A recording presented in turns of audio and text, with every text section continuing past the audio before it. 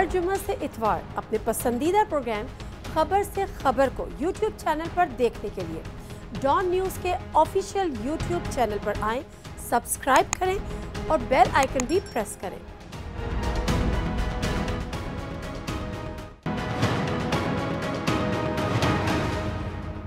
नाज़रीन, प्रोग्राम खबर से खबर विद में खुश आमदीद। आज की जो एक अफसोसनाक खबर जिससे प्रोग्राम का आगाज़ भी करूँगी कि जो कोयटा के मस्तूंग रोड पर FC की चेक पोस्ट पर TTP की जानिब से यानी तहरीक तालिबान पाकिस्तान की जानिब से हमला किया गया। FC के 4 एहलकार उसमें शहीद हुए।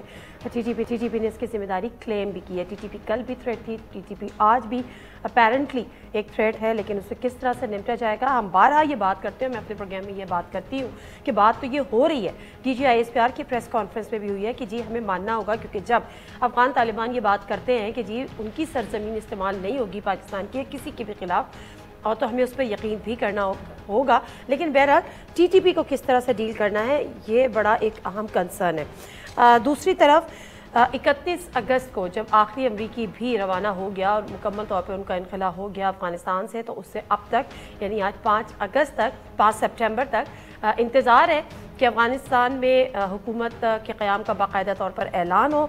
उसके बाद का अफ़गानिस्तान क्या होगा मुख्तसरन से उस पर बात करेंगे। और जो अभी शेख रशीद साहब आपने सुना वो फरमा रहे थे और कह रहे थे कि जी भारत को क्या तकलीफ़ है, तो भारत की तकलीफ़ तो फितरी है।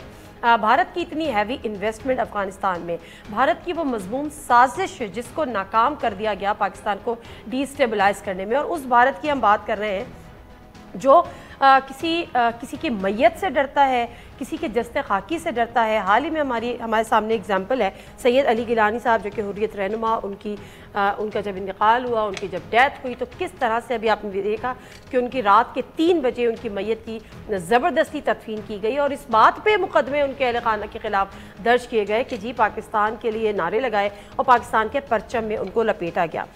इंडिया के रोल पर भी बात करेंगे। जो पैनलिस्ट है उनसे आपका तारुफ करा देती हूँ। इंटरनेशनली इसको किस देखा जा रहा है और क्या आगे चीज़ें होंगी अनफोल्ड। मेरे साथ इस्लामाबाद स्टूडियोज़ में मौजूद हैं प्राइड ऑफ पाकिस्तान सुमेरा खान साहिबा, सीनियर सहाफ़ी हैं। अस्सलाम वालेकुम Sumaira. Thank you so much Naria. और सबसे पहले तो आपको मैं तो सल्यूट करूंगी, thank you the way you did your job और एक्सट्रीमली कमेंडेबल अफगानिस्तान से। और मैं बल्कि आज चाह रही थी कि मैं आपकी वो फुटेज रखूं, मेरे जहन से स्लिप हो गया, जिसमें पीछे गोलियों की बौछार हो रही है, तड़ तड़ and you were standing still. Like डर नहीं लगा? कहते ना पठानों को डर नहीं लगता, तो गोलियों के साथ तो वो बचपन से खेलते आ रहे होते हैं। ठीक है, बिल्कुल सही है। अच्छा, lieutenant general retired Naeem Khalid Lodhi साहब हमारे साथ मौजूद हैं। अस्सलाम वालेकुम जनरल साहब, बहुत शुक्रिया जी आपके टाइम का भी। टर्की से हमारे साथ मौजूद हैं सीनियर जर्नलिस्ट हैं हसन अब्दुल्ला। अस्सलाम वालेकुम हसन अब्दुल्ला, बहुत शुक्रिया जी आपके टाइम का भी। वालेकुम सलाम। अच्छा जनरल साहब, आपसे इस बात का आगाज़ किए लेते हैं, इसके बाद सुमेरा से भी हम जानेंगे। लेकिन जो FC की चेक पोस्ट पर हमला हुआ आज TTP की जानिब से, और TTP ने उसको क्लेम भी कर दिया है, तो इस वक्त कितनी बड़ी थ्रेट है और हम कितने तैयार हैं इस थ्रेट से निपटने के लिए? ऑफ कोर्स तैयार, लेकिन क्या स्ट्रेटजी क्या है? जी बहुत शुक्रिया। सबसे पहले तो वो आपने सलूट किया है सुमेरा बहन को, तो मैंने जब सबसे पहले ये थी समाज TV पर पहली रिपोर्ट इन्होंने दी थी उस वक्त मैंने सलूट किया था, और इसमें कोई शक नहीं कि हमारी ख्वातीन भी बहादुरी में किसी से कम नहीं है। ये जो आप बात कर रही हैं, देखिए बात ये है कि ये फिनोमेना पहले का चल रहा है और अभी इसमें कोई शक नहीं कि 2-3 हफ्ते हो गए हैं अफगान तालिबान को अफगानिस्तान का कंट्रोल संभाले हुए, लेकिन ना तो उनकी अभी हुकूमत का ऐलान हुआ है, ना ही ये कहा जा सकता है कि उनकी मुकम्मल रिट पूरे अफगानिस्तान पर कायम हो गई है। तो ये जो कुछ लोग इशारे करते हैं कि जी अफगान तालिबान के आने के बाद भी हमारे ऊपर ये हमले हो रहे हैं, तो ज़रा ठहर जाएं, उनको हुकूमत बनाने दें, उनको अपनी रिट कायम करने दें, प्रोविंसेस में उनकी हुकूमतें बन जाएं। उसके बाद मेरा अपना अंदाज़ा ये है कि ये 6 महीने के बाद आप दोबारा मुझे अपने प्रोग्राम में बुलाइएगा, इंशाल्लाह TTP का नामो निशान नहीं होगा। इसमें कोई शक नहीं कि उनके यहाँ पर स्लीपर सेल मौजूद होंगे, वहाँ से भी ये ट्रिकल डाउन हो सकते हैं, क्योंकि अभी भी हम कुछ लोगों को आने दे रहे हैं जो कि रेगुलर तरीके से आ रहे हैं। लेकिन जैसे बाढ़ लग गई है, जैसे हमने कहा है कि इस दफ़ा हम महाजरीन को तो हम एक्सेप्ट कर नहीं रहे, अगर किया भी तो शायद हम बहुत ही रेगुलेटेड तरीके से करें। तो मेरे ख्याल तैयारी हमारी अच्छी है, लेकिन जब दुश्मन वार करता है तो फिर कभी ऐसा भी होता है कि 9 दफ़ा वो नाकाम हो जाए तो एक दफ़ा कामयाब भी हो जाता है। बहरहाल इसमें कोई शक नहीं कि हमें अपनी तैयारी को और अपग्रेड करना चाहिए और होशियार रहना चाहिए। लेकिन जब इनके पीछे रॉ नहीं रही, एनडीएस और रॉ का आपस में नेक्सस नहीं रहा, तो इनकी प्लानिंग, इनके पीछे जो फंडिंग थी वो तमाम अब ड्राई अप हो चुकी है। तो ये आप देखेंगे कि with the passage of time ये फिनोमेना डिमिनिश होता जाएगा। ठीक है, बिल्कुल ठीक है। सुमेरा, मुझे 2 मिनट दें, अगर मैं हसन अब्दुल्ला से भी बात कर लूँ तो फिर मैं आपसे ज़्यादा डिटेल बात इस हवाले से। हसन अब्दुल्ला, आप टर्की में बैठे हुए हैं और बहुत जाहिर सी बात इंटरनेशनली मेरा ख्याल है इस वक्त दुनिया की नज़रें मरकूज़ हैं अफ़गानिस्तान पर। अफ़गानिस्तान में जो आने वाली हुकूमत है उसके क़याम के ऐलान पर किस तरह से होगा, कहाँ से रिकग्निशन होगी, कहाँ से होगी, उसमें कौन कौन सी मसलतें हैं आड़े आएंगी, क्या इस पे आपका ख्याल है? इवन टर्की समेत दीगर ममालिक वो क्या क्या चीज़ें उनको खदशात उनके दरपेश हैं अफगानिस्तान की आने वाली हुकूमत को तस्लीम करने के लिए? देखिए नादिया, मुख्तलिफ ममालिक के मुख्तलिफ नौइयत के मफादात हैं अफ़गानिस्तान से जुड़े हुए। मिसाल के तौर पर अगर हम तुर्की की बात करें तो तुर्की की अफ़गानिस्तान में अच्छी खासी इन्वेस्टमेंट्स हैं एजुकेशन सेक्टर में, दीगर सेक्टर्स में। उसके अलावा तुर्की का एक मफाद ये भी है, अगर हम माली मफाद की बात करें, कि जब रिकन्स्ट्रक्शन फ़ेज़ अफ़गानिस्तान में शुरू होता है तो टर्किश कंपनीज़ का कंस्ट्रक्शन का तजुर्बा काफ़ी है। वो ये चाह रही हैं कि उनको कॉन्ट्रैक्ट्स वगैरह उसमें मिलें। उसके अलावा दीगर पहलू भी हैं। मिसाल के तौर पे माइग्रेशन मैनेजमेंट का पहलू हो गया कि जो इर्रेगुलर माइग्रेशन होती है, तुर्की उससे बहुत ज़्यादा असरअंदाज होता है। इस वक्त तकरीबन 4 मिलियन के करीब तुर्की में मुहाजिरीन मौजूद हैं, शाम से और अफ़गानिस्तान से बिलखुसूस। तो ये भी एक तुर्की के लिए पहलू है जिसको उसके लिए वान जो सूबा है तुर्की में, ईरान से उसकी सरहद मिलती है, वहाँ पर एक तवील दीवार जो है वो खड़ी की गई है, ड्रोन मॉनिटरिंग हो रही है, फोर्सेस डिप्लॉय वहाँ भी की गई हैं। इस तरह के मामलात हैं। तो ये इंटरेस्ट है। लेकिन इस वक्त एक चैलेंज ये, जहाँ तक रिकग्निशन की बात है, कि ममालिक इस मामले में बहुत मोहतात हैं कि बारिश का पहला क़तरा वो नहीं बनना चाहते, क्योंकि उनको अंदाज़ा है कि बिलखुसूस बाज़ यूरोपीय यूनियन ममालिक से जो बयानात आ चुके हैं तो उनकी जो ट्रेड रिलेशंस हैं EU से वो मुतासर हो सकते हैं। अगर आगे जाकर सैंक्शंस वगैरह अफ़गानिस्तान पर लगती हैं तो उससे उन ममालिक के जो ताल्लुकात हैं EU से वो भी मुतासर हो सकते हैं। तो ये बहुत सारे पहलू हैं। इस वजह से हम देख रहे हैं कि अक्सर ममालिक की तरफ से बयानात आ रहे हैं कि वो अकेले कोई यूनिलैटरल स्टेप नहीं लेंगे या इवन बायलैटरल स्टेप नहीं लेंगे, बल्कि वो देख रहे हैं कि एक मल्टीलैटरल मैकेनिज्म के तहत चला जाए। ठीक है, ठीक है, बिल्कुल सही है। और इन्हीं खदशात में ये खदशा जो है बल्कि बारहा उसका जिक्र किया जाता है। सुमेरा, आप तो अफगानिस्तान से होकर भी आई हैं, आदि तो आप अफगानी हो गई होंगी यकीनन, बल्कि मैं कह रही थी नेशनलिटी क्लेम करते हैं वहाँ की। अच्छा, एक जो खदशा इनका तो इन्होंने हसन अब्दुल्ला ने जिक्र भी किया, बड़ी वेस्टर्न वर्ल्ड को हमारे यहाँ जो है ना वो सबसे ज़्यादा परेशानी ये है कि औरतों को उनके हुकूक मिलेंगे नहीं मिलेंगे, औरतें घर से बाहर निकल सकेंगी नहीं निकल सकेंगी, तालीम हासिल कर सकेंगी नहीं कर सकेंगी। ठीक है, खदशात जायज़ हैं, होने चाहिए, लेकिन मैं हैरान तब होती हूँ कि कश्मीर में जब औरतों की इज्जतें लुट रही होती हैं, जब औरतें लुट रही होती हैं, नहीं लुट रही हैं, और जब उनकी गलियों में उनके दुपट्टे उनके सरों से खींचे जा रहे होते हैं, जो कुछ फ़लस्तीन में होता रहा उस पर तो किसी खदशात का ज़ाहिर नहीं किया गया। यहाँ इतना ज़्यादा फोकस्ड क्यों है ये?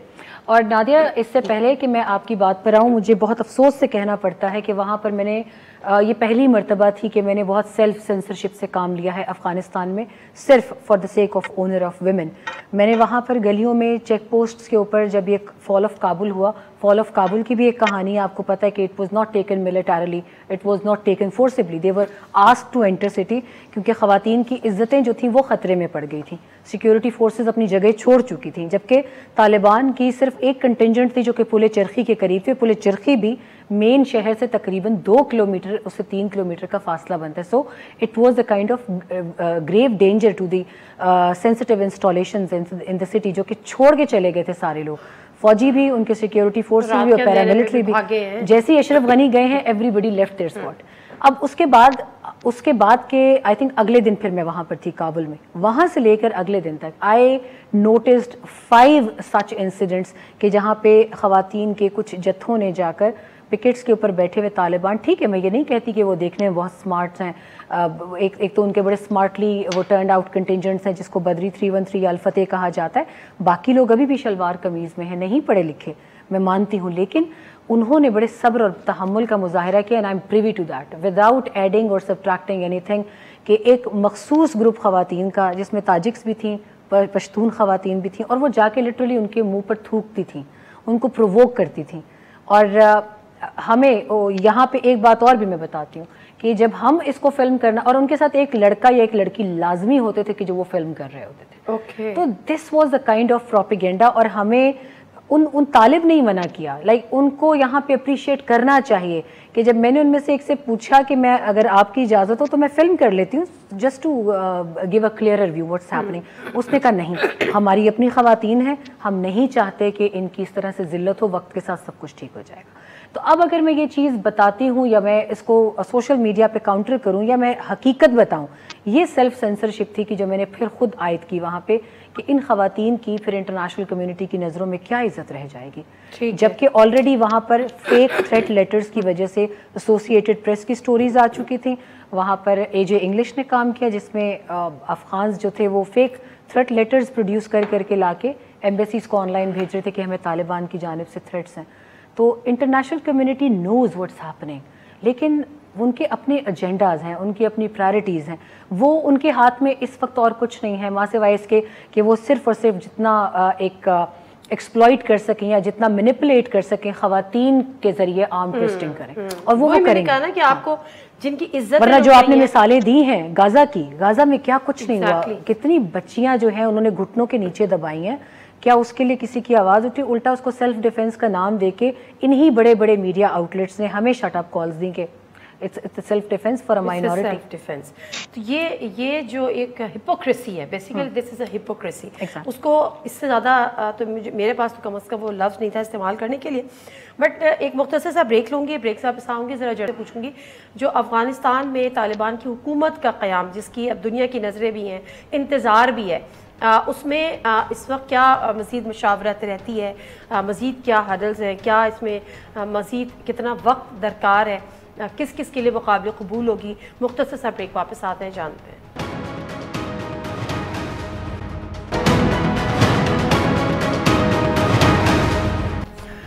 जी नसीन, एक दफ़ा फिर प्रोग्राम में खुशामदीद। जनरल साहब, जिस तरह से बात कर रहे हैं और हसन अब्दुल्ला साहब भी बता रहे हैं कि क्या क्या कंसर्न है इंटरनेशनल मीडिया के या इंटरनेशनल कम्युनिटी के, कि किस तरह से उनको रिकगनाइज़ किया जाएगा, और जाहिर सी बात है अकेला नहीं करेंगे, दो नहीं करेंगे, देखेंगे कि कौन कौन से ममालिक इस वक्त उनकी नई हुकूमत को तस्लीम करते हैं। आपकी नज़र में कितने मज़ीद दिन दरकार होंगे, कौन कौन सी चीज़ों पे अभी भी मुशावरत जारी है, कब तक ये क़याम के ऐलान मुतवक्के है? मैं आपके सवाल का जवाब भी देता हूँ। देखिए, बात ये है कि अब्दुल्ला साहब ने भी सही कहा कि ये कंसर्न्स जो भी हों, ये कहें कुछ भी, बुनियादी तौर पर तो अपने इंटरेस्ट को वो आगे बढ़ाते हैं। और उसकी मैं आपको बेहतरीन मिसाल देता हूँ कि देखिए, आपने क्या कुछ नहीं किया FATF से निकलने के लिए, लेकिन मैं हमेशा कहता रहा कि आप 27 में से 28 चीज़ें भी कर लें जो वो आपको अंडर द टेबल बातें कह रहे हैं, जब तक आप वो नहीं मानेंगे, ये वाली बातें मानने से कोई फ़र्क नहीं पड़ता। इसीलिए मैं ये कहता हूँ कि अफ़गान तालिबान अगर उल्टे भी हो जाएं, तो अगर अमेरिका और UK ने उनको नहीं मानना तो नहीं मानेंगे, वो कोई और उसमें कोई ना कोई पक डाल देंगे, कोई नया एक चीज़ निकाल लेंगे, तो इसको तो हम यहाँ छोड़ते हैं। लेकिन इस दफ़ा ऐसे बहुत सारे ममालिक मौजूद हैं जो उनकी हमायत में खड़े होंगे, और जो उनको जूही हुकूमत का ऐलान होगा, जिसकी अभी मैं बात करता हूँ, तो वो तस्लीम करेंगे।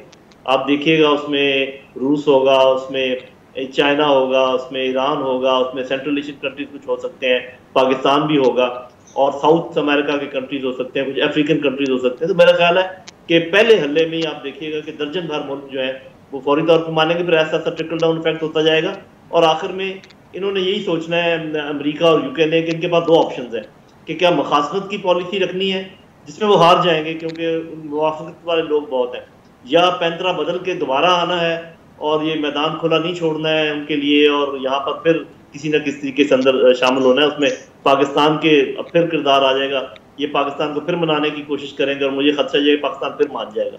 चले ये बात तो यहाँ छोड़ दें। ये जो आप कह रहे हैं हुकूमत वाली बात, मेरा अपना ख्याल है कि एक दो चीज़ें हैं जो थोड़ा सा माने हैं।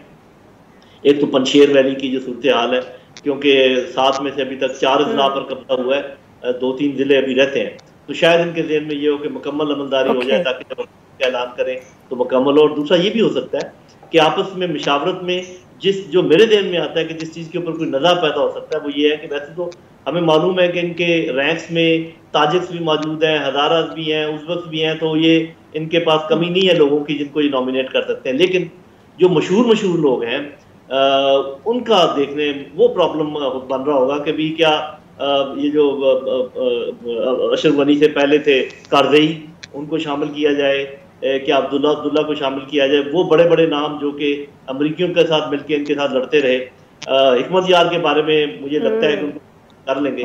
तो ये मामला है, इस पर भी मेरा ख्याल जल्दी फैसला हो जाएगा और हो सकता है 11 सितंबर का दिन ये मुकर्रर कर लें ताकि वो जो मामला है वो भी एक साइकोलॉजिकल एसेंडेंसी वाली बात भी है। तो ये मुझे लग रहा है कि हफ्ते के अंदर 9/11 का इंतजार होगा भी ब्रॉड बेस्ड।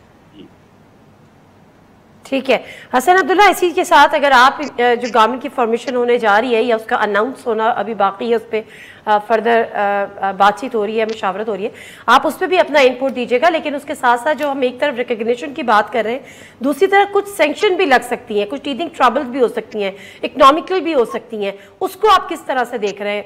किस तरह से तालिबान की हुकूमत सर्वाइव कर सकेगी? क्योंकि जो इकनॉमिक जो सूरत हाल है वो कोई इतनी इस वक्त अच्छी नहीं है। देखिए, पहली बात तो ये कि जो अफ़गानिस्तान में माशी मसाइल हैं ये कोई 15 अगस्त से शुरू नहीं हुए, ये एक इसकी तवील तारीख़ है। माजी में जो हुकूमतें रही हैं उसमें जो करप्शन रही है और दीगर जो मसाइल रहे, तो ये माशी मामलात तो वहाँ से चलते चले आए हैं।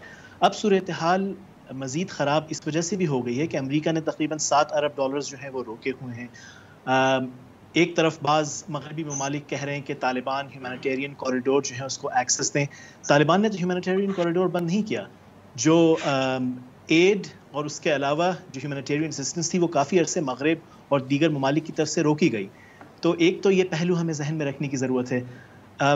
दूसरी बात ये कि जिस तरह से मईशत अफ़गानिस्तान की रही है, तो चाहे वो इम्पोर्ट एक्सपोर्ट का मामला हो, दीगर मामला हों, जब तक रिकग्निशन का मामला नहीं होता, यानी डी फैक्टो या डी जोर रिकग्निशन नहीं आती, उस वक्त तक वो मामला भी आगे नहीं बढ़ सकते।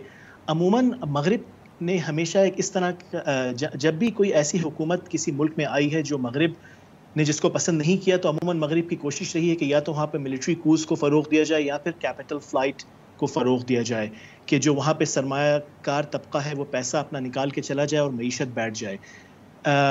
तो ये मामलात हम देख रहे हैं, इस वक्त हो रहे हैं। देखें, एक मुख्तसरन नादिया एक बात और इसमें शामिल करूँगा। आपने जिक्र किया था ख़वातीन के हुकूक़ वगैरह का। इस बात को हम बहुत ही यानी गैर माज़त ख़वाहाना अंदाज़ में मेरे ख़्याल से हमेशा कहा करें कि मगरिब हुकूक़ को, जमहूरियत को, इन मामलात को फ़ॉरेन पॉलिसी इंस्ट्रूमेंट के तौर पे इस्तेमाल करता है। मगरिब के करीब तरीन जो बहुत से एलाइज़ हैं वो हैं जो जहाँ पे ना ही जमहूरियत है, बहुत कट्टर किस्म की अथॉरिटेरियन स्ट्रक्चर्स हैं। बाज़ सेंट्रल एशियन स्टेट्स ऐसी रही हैं जो मगरिब के बहुत करीब रही हैं, जहाँ पर लोगों को सिर्फ मिसाल के तौर पर इस्लाम की बात करने पर जो है वो कत्ल कर दिया गया है। तो इस तरह के मामला भी रहे हैं। जी बिल्कुल सही है। इसका हिजाब लेने पर इंस्ट्रूमेंट के तौर पर इस्तेमाल किया जाता है। ठीक है, बिल्कुल सही है। अच्छा सुमेरा, आप मुझे बताएगा कि जो गवर्नमेंट नई फॉर्म होगी या उसका अनाउंस होगा, और उनका 9/11 भी एक साइकोलॉजिकल भी एक चीज़ है जिसका शायद इंतज़ार किया रहा है, जिस तरह से 15 अगस्त हुआ। तो इसकी फॉर्मेशन, इसका फार्मूला, इसका शेयर किस किस को कितना कितना मिल सकता है, मिलेगा, शेयरिंग क्या होगी इसके फार्मूले में, जैसे ताजिक है इस तरह से? देखिए, सबसे पहले तो वो लोग इसका परसेंटेज ऐसे निकालते हैं कि आपकी आबादी का तनासब क्या है, किस एथनिसिटी का कितना है। 200 से ज़ायद तो सिर्फ डायलेक्ट्स हैं पूरे अफ़गानिस्तान में, 13 से 14 एथनिसिटीज़ हैं। उस एथनिसिटी में टॉप 3 जो हैं पश्तून हैं। पश्तून वहाँ पे कॉन्स्टिट्यूट करते हैं गालिबन 55 से 60% का। और उसके बाद ताजिक्स हैं। ताजिक्स वहाँ पे कॉन्स्टिट्यूट करते हैं 25 से 30%। तो बाकी जो रह जाता है वो बाकी की फिर 12 एथनिसिटीज़ में डिवाइड होता है इसी तरीके से। लेकिन फिर उसमें थर्ड पे उज़्बेक्स आते हैं, उज़्बेक्स या उसको हज़ारास के दरमियान तीसरा नंबर हमेशा डिवाइडेड रहा है उज़्बेक्स और हज़ारास के दरमियान। और ये वो 2 एथनिसिटीज़ हैं जिनका हमेशा जब उनके सरबराह थे जो बाद में तालिबान की पिछली रजीम टेक ओवर होते ही जिनको मार दिया गया था, डॉक्टर नजीबुल्लाह, उस वक्त भी उन्होंने अपनी इस गलती का एतराफ़ किया था जब वो UN के कंपाउंड में महसूर थे। तो वो हमेशा ये कहते थे कि मैंने सारा वक्त जो है एथनिसिटीज़ की डिवीज़न और उसके ऊपर स्टडीज़ में निकाल दिया, मुझे चाहिए था कि मैं एक अफ़गान की बात करता, और एक अफ़गान की बात ही इस वक्त हो रही है।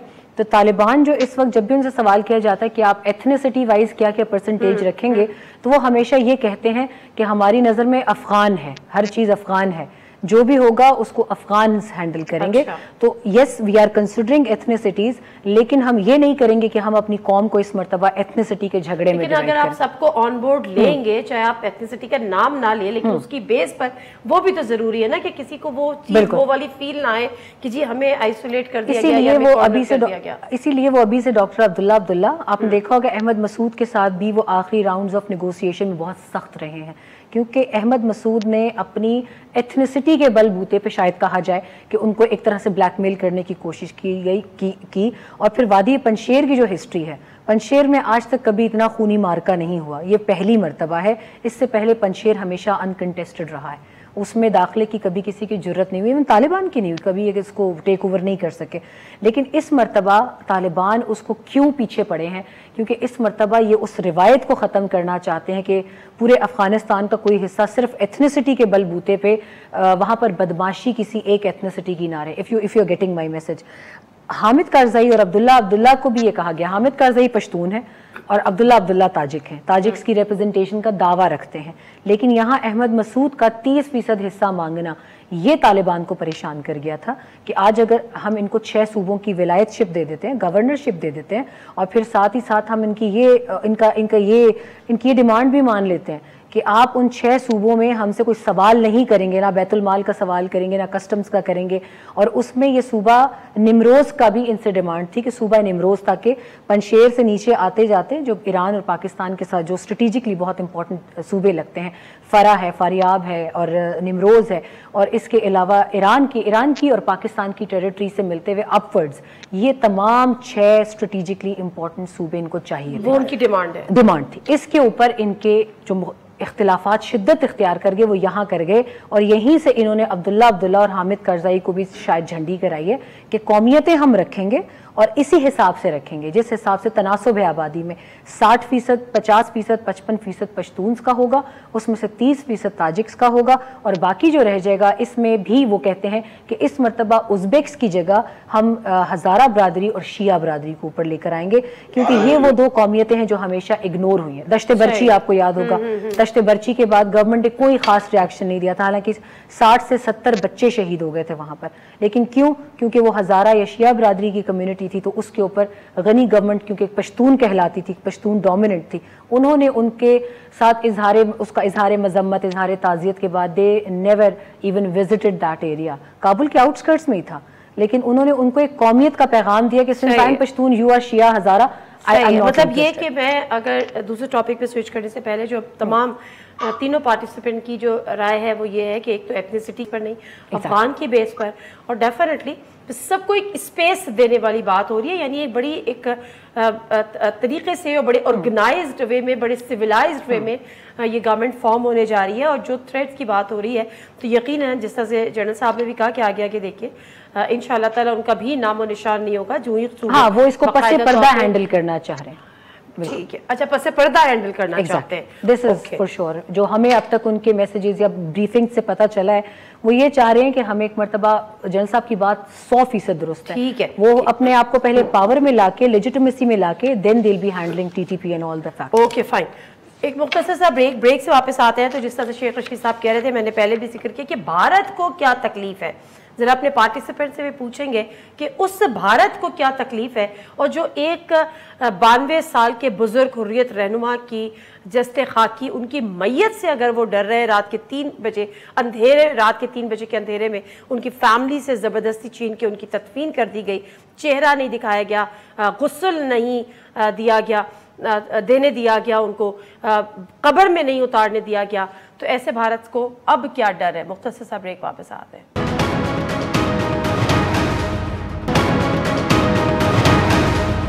जिन्हें प्रोग्राम में एक दफ़ा फिर आपको खुशामदीद कहेंगे, और प्रोग्राम में जाने से कबल हम बात करते हैं कि भारत को आखिर तकलीफ क्या है, भारत को आखिर खौफ क्या है, भारत कितना खौफजदा है। इसका अंदाज़ा तो हमने लगा लिया कि जब सैयद अली गिलानी साहब जो हुर्रियत रहनुमा उनका इंतकाल होता है और फिर किस तरह से उनसे डील किया जाता है, क्यों इतना बड़ा ख़तरा थे? सैयद अली गिलानी साहब जब जिंदा थे वो ऐसा क्या कहते थे जो आज जिसके कहने पर उनकी पूरी फैमिली के खिलाफ, उनके ख़ानदान के खिलाफ मुकदमा दर्ज किया गया? जरा सुनिएगा एक छोटा सा क्लिप। इस्लाम की मोहब्बत से हम पाकिस्तानी हैं, पाकिस्तान हमारा है। हम पाकिस्तानी हैं, पाकिस्तान हमारा है। हम पाकिस्तानी हैं, पाकिस्तान हमारा है। हम पाकिस्तानी हैं, हम पाकिस्तानी हैं। जी नाज़रीन, ये है वो जुमला जो भारत के लिए दर्द सर बना है, बना रहा, और वो जहरीला प्रोपेगेंडा भी जारी है। जनरल साहब, आज भारत को क्या तकलीफ है? ये सवाल हर जगह से उठ रहा है कि अफगानिस्तान ना तो उनका हमसाया मुल्क है, ना उनके लिए किसी किस्म की थ्रेट है, उनको मसला क्या है? आपने इंट्रो में बड़ा अच्छा जुमला कहा था कि भारत की तकलीफ कुदरती है, नेचुरल है और बिल्कुल एक्सपेक्टेड है। आप देखें, वो पाकिस्तान के साथ जो उसकी दुश्मनी है जितनी गहरी है और जितने मसाइल हैं हमारे साथ, तो वो तो साफ ज़ाहिर है जहाँ भी वो देखे कि पाकिस्तान को फ़ायदा हो रहा है या पाकिस्तान की बात दुरुस्त निकली है और उनको सुबकी हुई है, और कोई एक सुबकी हो तो फिर बात हो ना। चीन से मार खा रहे हैं, पाकिस्तान से मार खा रहे हैं, अफगानिस्तान से निकल गए हैं, कश्मीरी काबू में नहीं है। जैसे आपने कहा कि बुज़ुर्ग 92-93 साल के फौत होते हैं और इस कदर वहशत है उनको, इतने डरे हुए, इतने सहमे हुए हैं कि उनका वो जज्बे खाकी को अच्छे तरीके से दफनाने भी नहीं दे रहे। और उसके बावजूद आपने देखा कि वहाँ पर उनके तमाम तर जबर के बावजूद उनके जज्बे खाकी को पाकिस्तान के झंडे में लपेटा गया, चाहे वो कुछ देर के लिए था या जैसे भी था। तो ये वो तमाम इस बात का इंडिकेशंस हैं कि वो घबराया हुआ है, वो घबराया हुआ है, वो डरा हुआ है, और जितने प्लान थे सारे लपेट दिए गए हैं। तो अब उनको मालूम है कि आगे क्या होने वाला है। ये तमाम जो मामलात हैं जो काबू नहीं आ रहे कश्मीरी उनके, तो साफ ज़ाहिर है कि कश्मीर आज़ादी की तरफ जा रहा है। कश्मीरी इंस्पायर भी होंगे जो कुछ अफगानिस्तान में हुआ है, तो वो इनको हर चीज़ नज़र आ रही है। और इसलिए जो आपने शुरू में ये कहा कि उनकी बौखलाहट नेचुरल है, वो बिल्कुल आपने दुरुस्त कहा था। उनकी तकलीफ फितरी है, बिल्कुल सही कह रहे हैं, उनकी तकलीफ फितरी है। हसन अब्दुल्ला, आप किस तरह से देख रहे हैं कि क्या अभी जो जनरल साहब ने कहा कि कश्मीर आज़ादी की तरफ जा रहा है, तो अब ये आगाज हो गया है? मतलब हर रात के बाद सवेरा और हर जुल्म की कोई ना कोई हद, आपको लगता है कि इस भारत वो हदें उबूर कर चुका? दुरुस्त फरमाया, डोमिनो इफेक्ट होता है। अफगानिस्तान में जो सूरत हाल हुई, आपको याद होगा कि 7 अक्टूबर 2001 को जब अमेरिका ने अपना शॉक एंड ऑ कैंपेन शुरू किया है, तो जिस तरह की फ़िरौनियत और रऊनत हमने देखी, जिस तरह के ऐलानात किए गए थे बुश एडमिनिस्ट्रेशन की तरफ से और दूसरी तरफ ब्लेयर एडमिनिस्ट्रेशन की तरफ से, जिस तरह के बयानात थे, उसके बाद बहुत से लोगों ने तवक्को नहीं की थी कि ये नताइज आज 20 साल बाद सामने आएंगे। तो जब ये इस किस्म के नताइज सामने आएंगे तो बहुत से लोग, वो लोग जो मजलूम हैं, उनके लिए एक उम्मीद की किरण नज़र आएगी कि वो भी कुछ कर सकते हैं और वो भी एक जालिम से निमट सकते हैं। यहाँ पर एक और बात नादिया जहन में रखने की ज़रूरत है कि अक्सर जब हम भारत की बात करते हैं, सवाल उठाते हैं कि भारत को आखिर तकलीफ क्या है, हम अक्सर एक यानी रियलिस्ट पर्सपेक्टिव से मामला देख रहे होते हैं। लेकिन यहाँ पे एक और पहलू है जिसको अक्सर हम नज़रअंदाज कर देते हैं, गालिबन पॉलिटिकल करेक्टनेस की वजह से। वो ये कि इस वक्त भारत में जो लोग इख्तिदार में हैं, उनका नज़रिया क्या है। ये वो एक सोच है जो पाकिस्तान को, मुसलमानों को बर्दाश्त नहीं कर सकती। इस पहलू को नज़रअंदाज करना जो है वो मुनासिब नहीं होगा।